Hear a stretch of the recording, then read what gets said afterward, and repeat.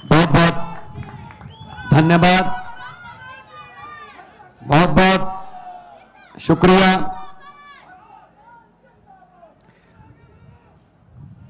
ಕರ್ನಾಟಕದ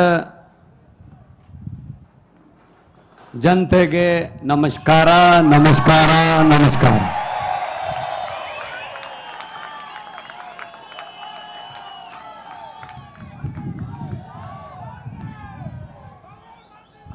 स्टेज पर देश के एक ऐसे आम घर से निकले हुए कदम जिन्होंने करोड़ों लोगों को एक उम्मीद दी, बदलाव की उम्मीद दी, करप्शन फ्री समाज की नींव रखी। माननीय मुख्यमंत्री दिल्ली और आम आदमी पक्ष के नेशनल कन्वीनर अरविंद केजरीवाल जी, पृथ्वी रेड्डी जी, कर्नाटका की हमारी पूरी टीम जो दिन रात पर्दे के पीछे काम करती है, और आप रीढ़ की हड्डी आम आदमी पक्ष की, आम आदमी पार्टी की, दूर दूर से चलकर यहां पे आए वॉलंटियर वर्कर और आम आदमी पार्टी से प्यार करने वाले और कर्नाटका को नंबर 1 और देश को नंबर 1 देखने वाले, सबको यहां पे खुश आमदीद, वेलकम।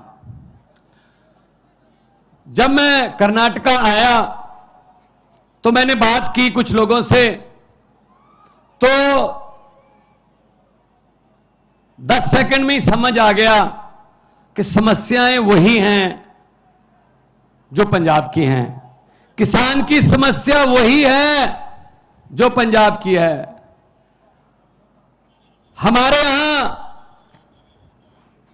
गन्ने की खेती होती है, लेकिन जब से आम आदमी पार्टी की सरकार, अभी साल नहीं हुआ, 16 मार्च को साल होगा, हमने गन्ने के उत्पादकों का 300 करोड़ रुपया जो पिछली सरकारों ने नहीं दिया था, आते ही सबसे पहले वो दिया, और गन्ने का रेट 380 रुपए क्विंटल है। पंजाब में, देश में सबसे ज्यादा रेट पंजाब में मिलता है, और मुझे पता चला यहां पे तो 200, 180, 220 तक मिलता है। और हमारी भी जो गन्ना मिलें हैं वो कई कई साल पैसे नहीं देती थी, यहां भी यही हाल है।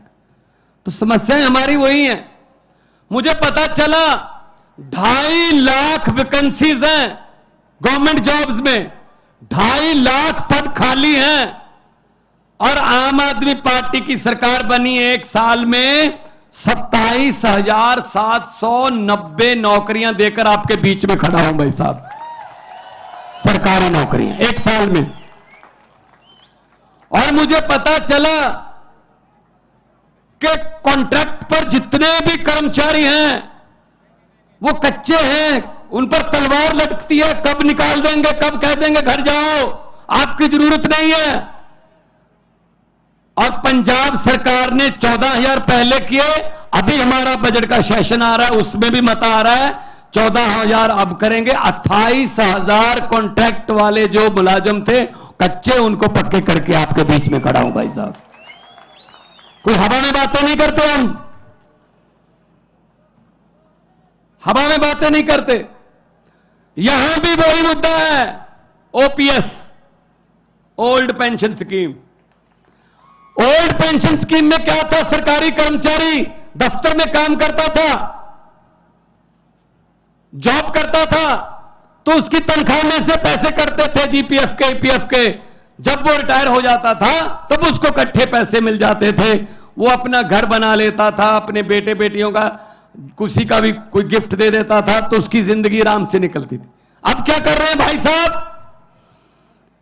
अब भाई साहब का फरमान आ गया दिल्ली से, इनके पैसे काट तो लो लेकिन इनको मत दो, शेयर मार्केट में लगा दो, वहां से नीरव मोदी, विजय माल्या, ये अडानी सब ले जाएंगे, और जब तक आप रिटायर होंगे आपको कहा जाएगा बहुत बहुत धन्यवाद, आपने बहुत अच्छी सरकारी नौकरी की, पेंशन तो आपकी नीरव मोदी ले गया और अंबानी ले गया।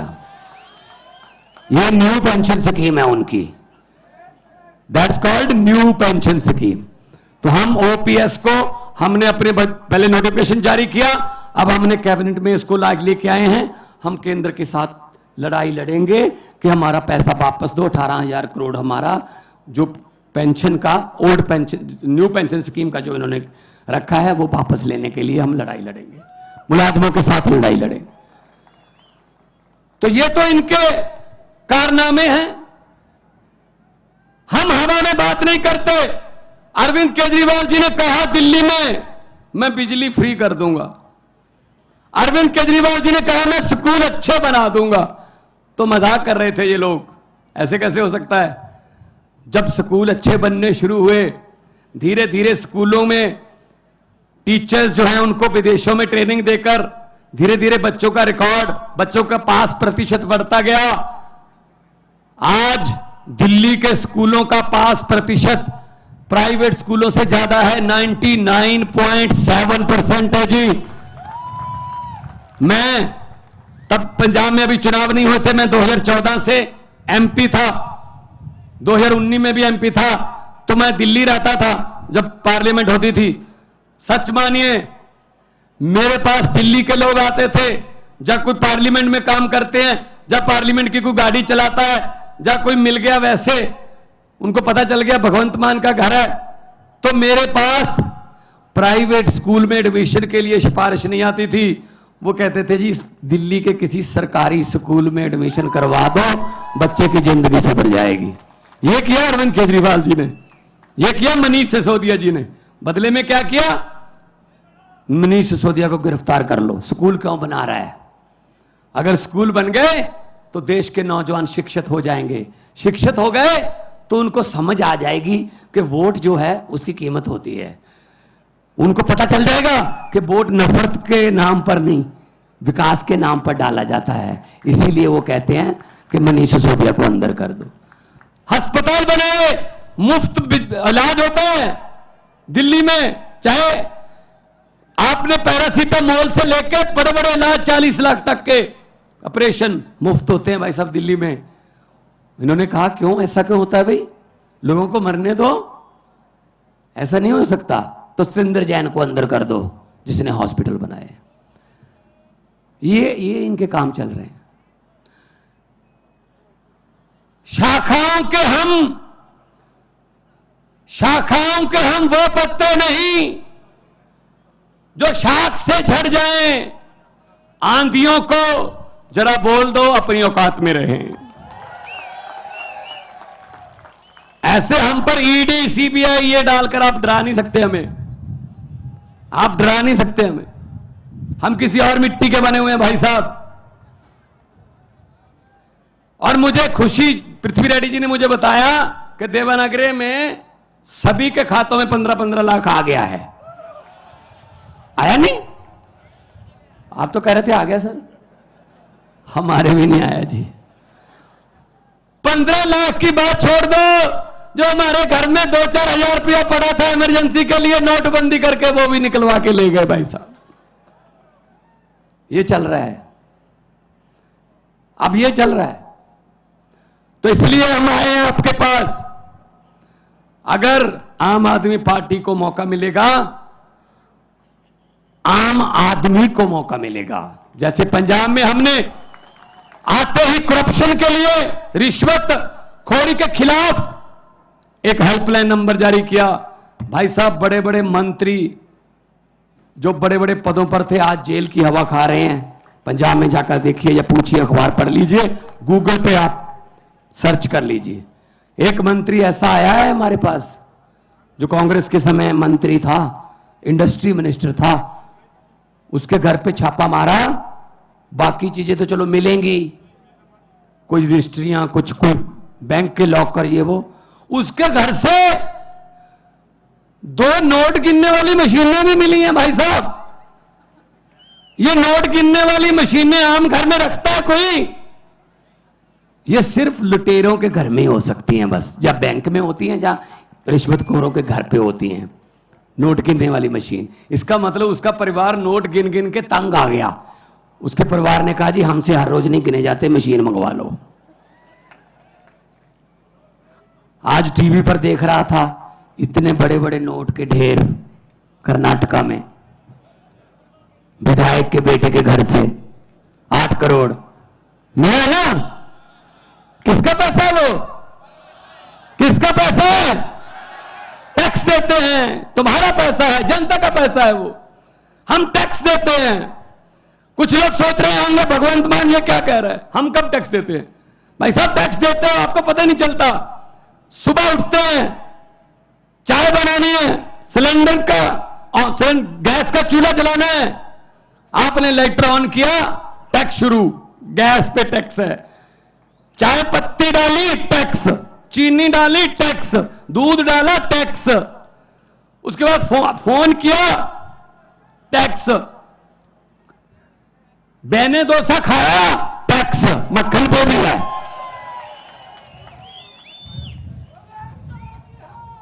अब तो छाछ पे भी टैक्स है, आटे पे भी टैक्स है।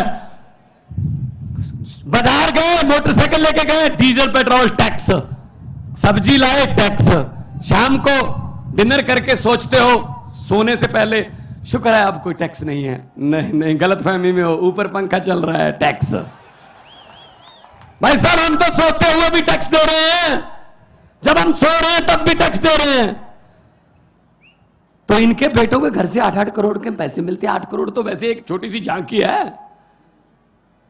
तो ये चीजें खत्म करनी है तो सफाई करनी पड़ेगी। और सफाई के लिए कौन सा यंत्र यूज होता है?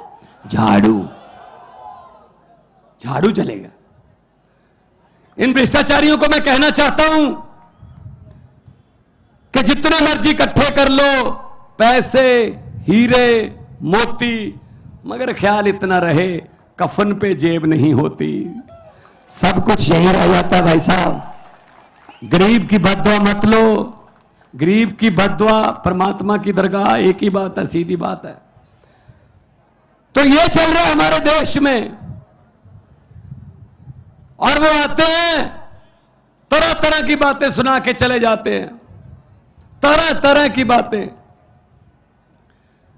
एक गांव था, वहां पे भैंसें चोरी होने लगी।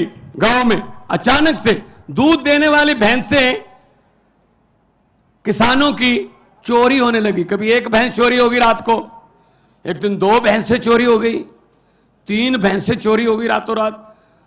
तो गांव वाले, एक साधु संत था, गांव में रहता था बाहर, उसके पास गए, संत जी हमारी तो भैंसें चोरी होने लगी हैं, कोई उपाय बताइए, बताइए क्या करें, कौन चोरी कर रहा है।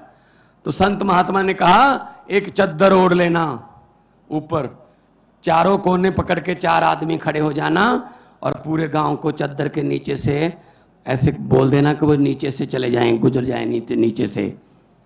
तो जिसने भैंस चोरी की होगी वो जैसे ही चद्दर के नीचे से गुजरेगा वो मर जाएगा। भाई साहब अनाउंसमेंट कर दी, चद्दर ओढ़कर 4 आदमी खड़े हो गए, सारा गांव चद्दर के नीचे से जा रहा है, जा रहा है, जा रहा है, पूरा गांव निकल गया चद्दर के नीचे से, कोई नहीं मरा। तो साधु संत से पूछा सर मरा ही नहीं कोई? तो साधु ने कहा जो चोरी करते हैं उनको तो चद्दर पकड़ा रखी थी, मरेगा कैसे, वो तो निकले ही नहीं चद्दर के नीचे से।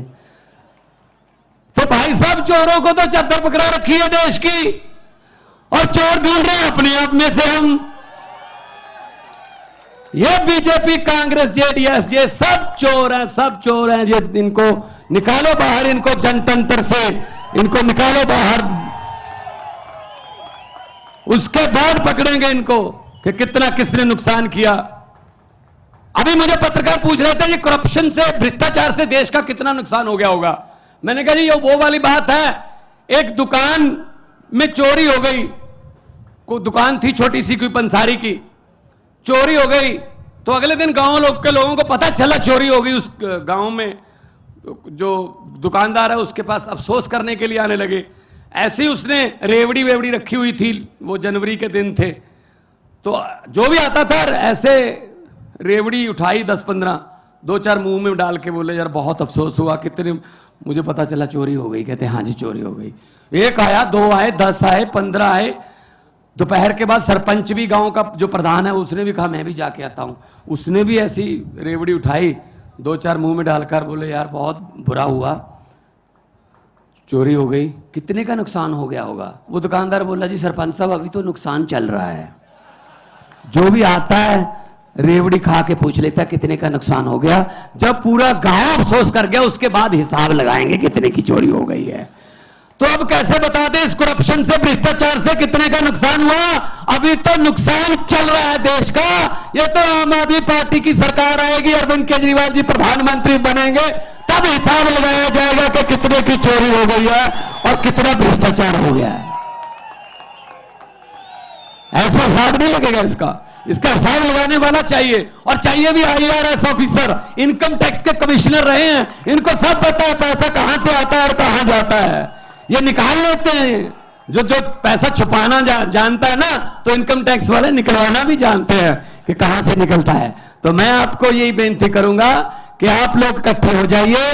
जब लोग इकट्ठे हो जाते हैं, तो जब लोगों की आंधी तूफान बन जाता है, तो बड़े बड़े पेड़ जड़ से उखड़ के जो है उखाड़ के दो फेंक देते हैं, जैसे पंजाब में फेंके हैं। हम आपके साथ हैं। शहीदों की धरती, भगत सिंह और सुखदेव, और मैं उधम सिंह करतार सिंह सराभा की धरती से आया हूं। कर्नाटका भी वीरों की धरती है। हम लोगों ने देश के लिए, आजादी के लिए हमारे पुरखों ने अपनी कुर्बानियां दी हैं। इस आजादी को हम ऐसे किसी 2-4 परिवारों को सौंपने वाले नहीं हैं। ये देश किसी के बाप की जागीर नहीं है, ये 130 करोड़ लोगों का देश है। बहुत बहुत धन्यवाद, बहुत बहुत मेहरबानी। भारत माता की बोलो सोनिहाल। बहुत बहुत धन्यवाद। नमस्कार नमस्कार नमस्कार।